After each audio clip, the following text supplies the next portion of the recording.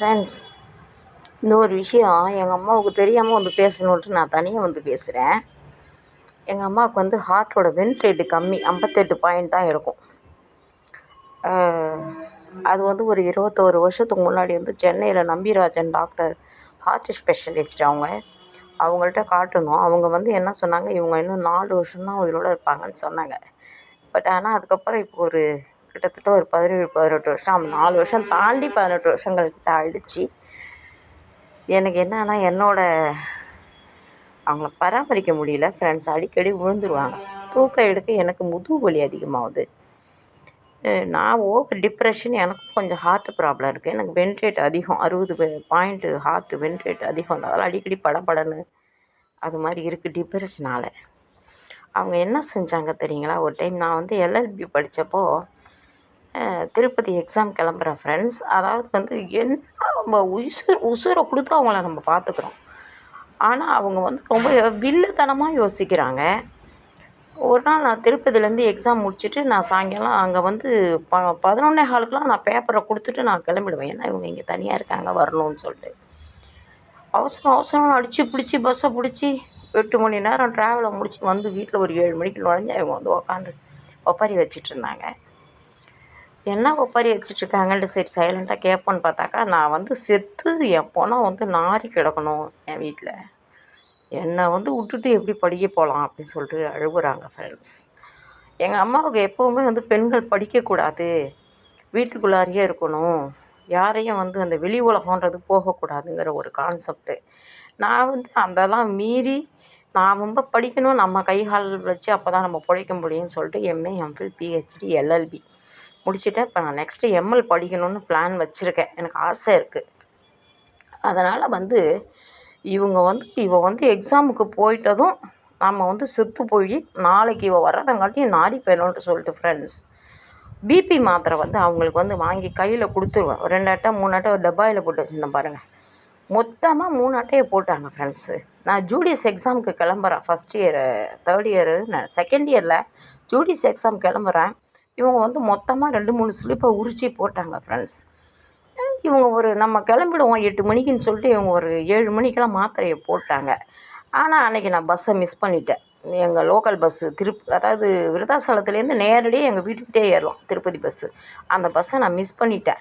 அந்த பஸ்ஸை நான் மிஸ் பண்ணதுனால சரி 10 மணிக்கு நம்ம உளுந்தூர்பேட்டை போயிட்டு உளுந்தூர்பேட்டையிலேருந்து திருப்பத்தூர் வண்டி பிடிச்சி அரக்கோணம் அந்த வழியாக, காஞ்சிபுரம் அரக்கோணம் வழியாக போகலான்னு சொல்லி நான் பிளான் பண்ணிட்டு ரெஸ்ட் எடுத்தால் இவங்களுக்கு ஒரு 9:30 மணிக்கெலாம் வந்து நாக்குழற ஆரம்பிச்சிருச்சு. என்ன இவங்களுக்கு நாக்குழறதுன்னு பார்த்தாக்கா வாயால் எச்சியாக ஊற்றுது ஃப்ரெண்ட்ஸ். நான் வந்து இவங்க ஏதோ சாப்பிட்டாங்கன்னு நான் முடிவு பண்ணிட்டேன். அப்புறம் நான் போயிட்டு எல்லாத்தையும் செக் பண்ணால் நான் அப்போ தான் நான் அன்றைக்கி சாயங்காலம் தான் வச்சேன் பிபி மாத்திரை. அந்த மாத்திரை காணும். ஸோ எங்கேம்மானா அதெல்லாம் நான் எடுக்கலை அப்படின்னாங்க. பார்த்தா குப்பட்டினில் டஸ்ட்பினில் வந்து அந்த 3 அட்டையும் கிடந்துச்சி. சரி நான் டாக்டர் எதிர்வழியே சிலம்புன்னு ஒருத்தர் இருக்கார், அவங்கள்ட்ட போயிட்டு நான் கன்சல்ட் பண்ணேன். மேம், அவங்களுக்கு இவ்வளோ வயசாகிடுச்சு, இதுக்கு மேலே அவங்கள தூக்கி சுமக்கிறதெல்லாம் வந்து முடியாத விஷயம். அவங்க செஞ்சுட்டாங்க. பிபி மாத்திரைங்கிறது மேக்ஸிமம் வந்து பார்க்கலாமா, இல்லை அவங்கள கொண்டு வர முடியும்னா நீங்கள் கொண்டு வந்துடுங்க ஆள் வச்சுனாங்க. ஆனால் எனக்கு ரொம்ப வருத்தம் ஃப்ரெண்ட்ஸ். ஒரு எக்ஸாமுக்கு நம்ம கிளம்புறோம், அந்த எக்ஸாமை தடுக்கிறதுக்கு ஒருத்தவங்க இப்படி பண்ணுறாங்களேன்னு சொல்லிட்டு எனக்கு ரொம்ப வருத்தம். சரி என்ன ஆனாலும் ஆகட்டும்னு சொல்லிட்டு நானும் மனசை கல்லாக்கிக்கிட்டு நானும் அழுதுட்டு இருந்துட்டேன் ஃப்ரெண்ட்ஸ். ஆனால் ஆக்சுவலி ஒரு 3 நாள் கழித்து அவங்க முடிச்சுக்கிட்டாங்க கண்ணு. ஏன்னா என்னால் அவங்கள தூக்க முடியல ஃப்ரெண்ட்ஸ்.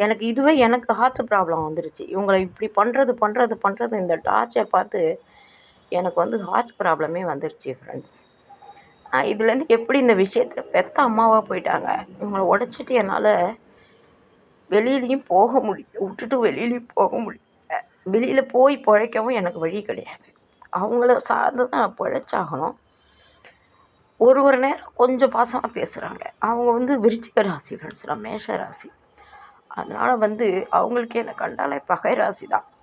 அவங்க பெரிய பொண்ணுக்கு தான் அவங்க எல்லாமே செஞ்சாங்க. அவங்க கடக ராசி. எங்கள் வீட்லேயே எனக்கு ஒரு ட்ராஜடி என்னன்னு கேட்டாக்கா, எங்கள் அண்ணன் கன்னி ராசி, எங்கள் சின்ன அண்ணன் ஒருத்தர் கன்னி ராசி, எனக்கு விரோதி. எங்கள் அக்கா கடகராசி, எனக்கு துரோகம், மேஷ ராசிக்கு துரோகம் பண்ணனே பிறந்தவங்க கடகராசி. எங்கள் அம்மா விருச்சிக ராசி, அவங்க நட்சத்திரப்படி விசாக நட்சத்திரம், புலி, நான் குதிரை. புலி குதிரை அடித்து தின்னணும், அது ஒரு விதி. ஆனால் அது நான் கண் கூட பார்த்துக்கிட்டு இருக்கிறேன். என் நிம்மதியை செத்த நாய் கூட நான் சிரிக்கக்கூடாதுன்னு உழைச்சிருவாங்க ஃப்ரெண்ட்ஸ். அதை தாண்டி நான் வந்து வாழ்ந்துக்கிட்டு இருக்கிறேன். இதை வந்து ஷேர் பண்ணணும்னு ஆசை. ஆனால் அவங்க முன்னாடி எப்படி ஷேர் பண்ணுறதுன்ட்டு இன்றைக்கி தான் வந்து சந்தர்ப்பம். தனியாக யோசித்து தனியாக வந்து நான் எடுக்கிறேன்.